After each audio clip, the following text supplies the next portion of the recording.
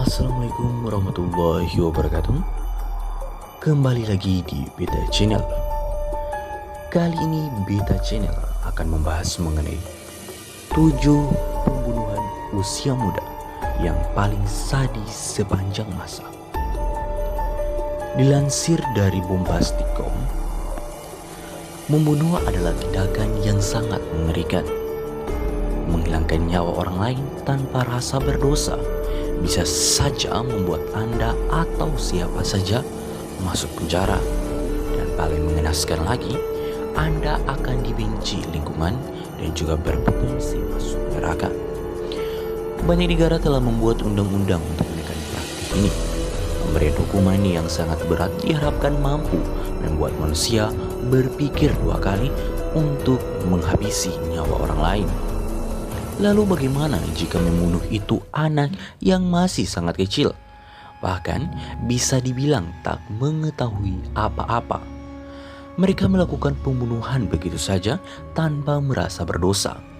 Bahkan pemicunya pun hanya hal sederhana.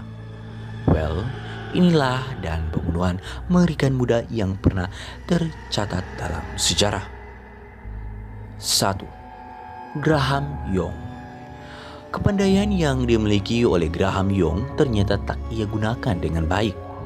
Pemuda yang sejak mulia ini membaca, menyukai novel pembunuhan ini menghabisi 3 orang sekaligus, dan ketiganya adalah anggota keluarganya sendiri.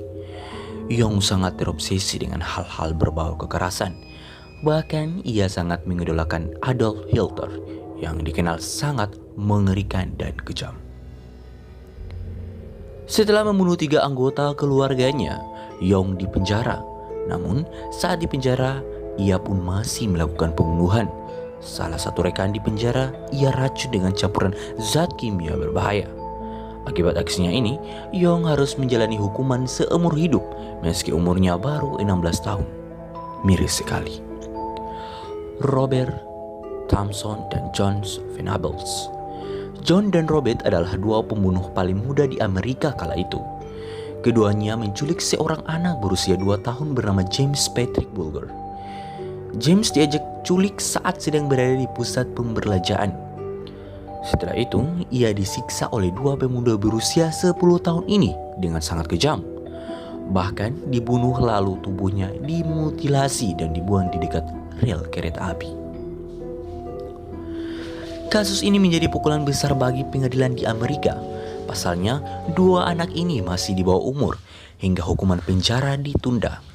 Keduanya dimasukkan ke dalam pusat rehabilitasi dan saat usianya 18 tahun, mereka dibebaskan dengan identitas baru pada tahun 2001.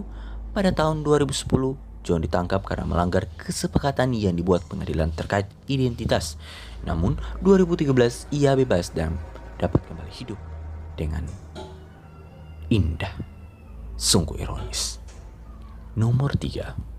Eric Smith. Pada tahun 1993, Eric Smith melakukan pembunuhan terhadap anak kecil berumur 4 tahun bernama Robbie. Eric menuju Robbie untuk berjalan sendiri ke tengah hutan. Di sana, Robbie dicekik oleh Eric lalu dipukul kepalanya dengan batu. Tak berhenti di situ saja, Robbie akhirnya ditelanjangi lalu anusnya dimasukkan batang pohon yang agak besar. Orang tua Robbie menemukan anaknya yang tak bernyawa dalam keadaan yang mengenaskan. Berita mengerikan ini akhirnya menjadi isu besar di Amerika. Terlebih kejadian mengerikan itu dialami anak kecil, pun juga masih remaja. Pada tahun 2014, saat Eric dibebaskan, ia mengatakan kepada media jika hal mengerikan itu adalah aksi balas dendam. Ia setiap hari dibully saat di sekolah dan juga disiksa ayahnya di rumah. By the way guys, anak kecil yang tidak tahu apa-apa, yang tidak tahu mengenai apa-apa, itu dibunuh guys. Dan gimana ya, ini kan usianya udah dewasa gitu, mengapa melampiaskannya di anak kecil yang umurnya 4 tahun? Aneh kan? Oke, langsung saja kita masuk ke nomor 4. Georges Stinney. Georges Stinney adalah orang termuda yang dieksekusi mati dalam sejarah peradilan Amerika. Pemuda berusia 14 tahun ini harus rela disetrum hingga meninggal di kursi eksekusi. Hal ini hanya terjadi 10 menit hingga Georges harus rela pergi selamanya dari dunia ini.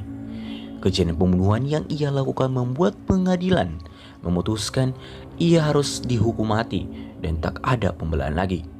Kejadian ini dialami Georges tanpa didampingi orang tua dan pengacara. Dua gadis mati dengan mengenaskan dan ditemukan dalam kubangan lumpur. Kepala korban memar dan diduga bekas pukulan potongan rel kereta api. Georges artinya mengaku jika melakukan ini semua karena sudah salah satu gadis yang berumur 11 tahun menolak saat diajak berhubungan badan. Georges yang marah akhirnya menghabisi dua gadis ini dengan cepat. 5. Daniel Barlam. Daniel Barlam harus rela ditangkap polisi dan diadili dengan hukuman minimal 15 tahun. Ia harus mempertanggungjawabkan tragedi pembunuhan yang menimpa ibu kandungnya sendiri. Wanita berambut pirang itu dibunuh dengan dipukul 7 kali menggunakan palu. Tak berhenti di situ saja, wanita itu juga dibungkus kertas lalu disiram minyak tanah dan bom. Daniel membakarnya dengan tanpa merasa bersalah. Pemuda berusia 14 tahun ini mengaku hanya membakar ibunya saja, tapi tak membunuhnya. Tentu polisi tak percaya hal itu. Terlebih saat pemeriksaan, polisi menemukan banyak sekali video aksi kekerasan di komputer Daniel. Dari sana, polisi menyimpulkan jika pembunuhan ini memiliki obsesi pembunuhan. Selain itu, dicurigai Daniel mengidap gangguan jiwa. Yang keenam, Alisa Bustamante. Alisa Bustamante berumur 15 tahun saat ditangkap dan diadili. Dia didakwa telah membunuh tetangga yang berumur 9 tahun dengan sangat kejam. Bahkan menguburnya di dalam hutan untuk menghilangkan barang bukti. Kejadian ini ditulis oleh Alisa di buku hariannya. Ia mengatakan jika membunuh itu sangat amazing dan enjoyable. Bagaimana mungkin membunuh justru sangat mengasihkan. Atas kejadian ini, Alisa dijatuh hukuman kelas 1 dan harus mendekam selamanya di penjara. Namun beberapa tahun kemudian, hakim mengabulkan peninjauan kembali kasusnya hingga ia hanya dijatuh hukuman 35 tahun. Lagi-lagi trial yang diajukan alias diajukan. Kini hukumannya hanya bersisa 20 tahun. Tak bisa berkurang lagi. Well, semoga Alisa menyesali perbuatannya, guys. Yang terakhir, Carl Newton Mahan. Carl Newton Mahan melakukan tragedi pembunuhan pada tahun 1929. Saat peristiwa mengerikan itu terjadi, ia masih berusia 6 tahun. Dan korban yang meninggal adalah temannya sendiri bernama Cecil Van Holst. Singkat cerita, Carl dan Cecil sama-sama mencari rongsokan besi. Saat itu Cecil berbuat curang dengan merebut besi besar lalu memukul Carl. Tak terima dengan perlakuan Cecil, Carl pun dan mengambil pistol. Carl menembakkan peluru begitu saja ke kepala Cecil, lalu dari ketakutan saat temannya tak bernyawa lagi. Atas kejadian ini, Carl harus persidangan untuk diadili. Usianya yang masih sangat muda, hakim memutuskan Carl tidak dipenjara, tapi ia harus dimasukkan ke sekolah asrama selama 15 tahun. Selain itu, orang tua Carl harus membayar denda sebesar $500, jumlah yang sangat besar di masa itu. Untuk nasib Carl selanjutnya tidak pernah dipublikasikan lagi. Entah ia masih hidup atau mati, masih menjadi misteri belum terpecahkan.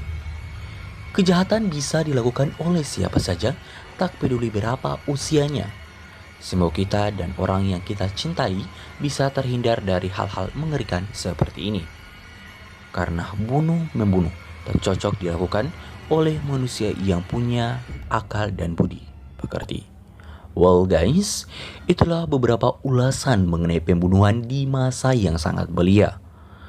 Untuk pengembangan channel ini, saya harap teman-teman bisa klik tombol like, comment, subscribe, dan tekan tombol loncengnya agar mendapatkan notifikasi dari video ini. Terima kasih.